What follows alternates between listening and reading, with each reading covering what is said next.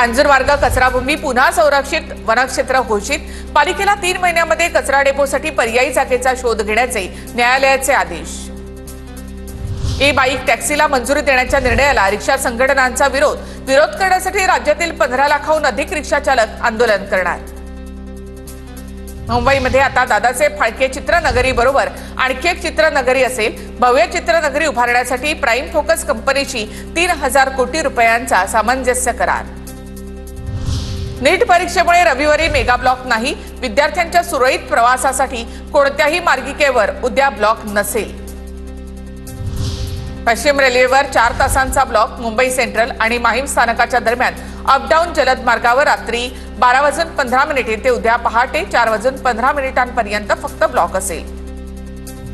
मे महिन्याच्या पहिल्याच आठवड्यामध्ये मुंबईतील किमान तापमानामध्ये मोठी वाढ। पुढील आठवडाभरामध्ये किमान तापमान चढच राहण्याचा अंदाज, तर 4 ते 6 मेच्या दरम्यान पावसाचाही इशारा। सावित्रीबाई फुले पुणे विद्यापीठामध्ये सुरक्षेसाठी नेमण्यात आलेल्या मेस्को एजन्सीला विद्यार्थ्यांचा विरोध। कंपनीचे कर्मचारी असंवेदनशीलपणे वागत असल्याचा विद्यार्थ्यांचा आरोप। 4 तारखेला विद्यार्थ्यांचा विद्यापीठामध्येच मोर्चा। पुणे शहरामध्ये लॉजमध्ये वास्तव्यास येणाऱ्या ग्राहकांना ओळखपत्राशिवाय प्रवेश देऊ नका। ओळखपत्राशिवाय प्रवेश दिल्यास कारवाई करू। पोलीस आयुक्त अमितेश कुमार यांचा इशारा। पुण्यामध्ये आरटीओने जप्त केलेल्या 165 वाहनांचा 15 मे रोजी ऑनलाईन लिलाव। विविध कारवायांमध्ये जप्त वाहनं दंड भरून सुद्धा प्रवाशांनी परत न नेल्यामुळे या वाहनांचा लिलाव होणार।